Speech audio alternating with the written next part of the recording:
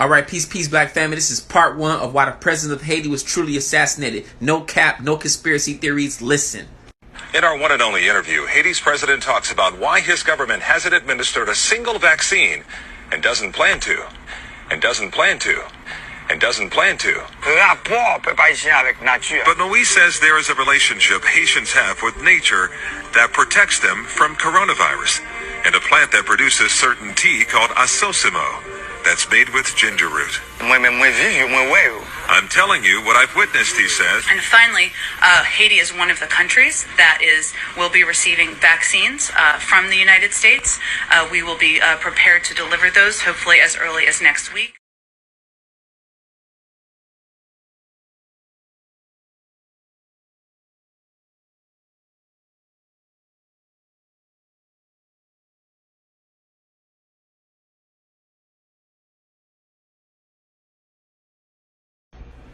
Alright, peace, black family. This is part 2 on why the president of Haiti was truly assassinated.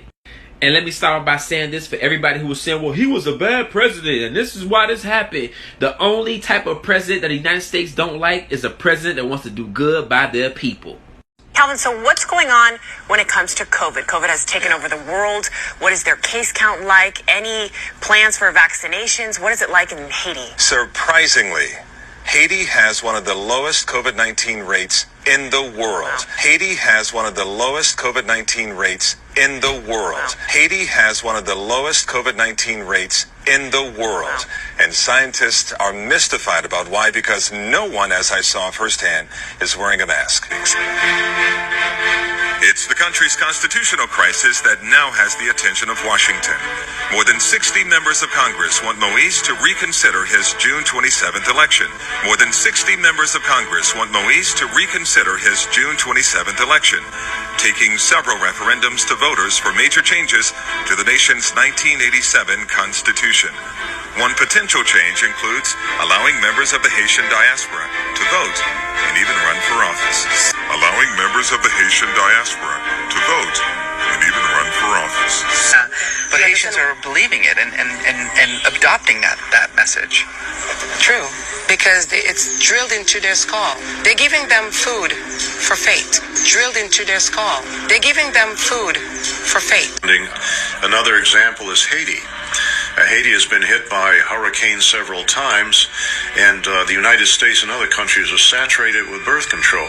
In Haiti now, any woman, 90% of women at least, can now get access to any kind of birth control they want to, government funded, but less than 20% of the Haitians have access to clean drinking water. Now try to imagine there being a natural catastrophe in a country like Canada or Australia or France or England. And we go in there and we say to them, we're not going to offer you any kind of aid unless you accept our philosophy on birth control and population control. That will be outrageous. But that's our standard operating procedure when we go to a black country after a catastrophe of some kind.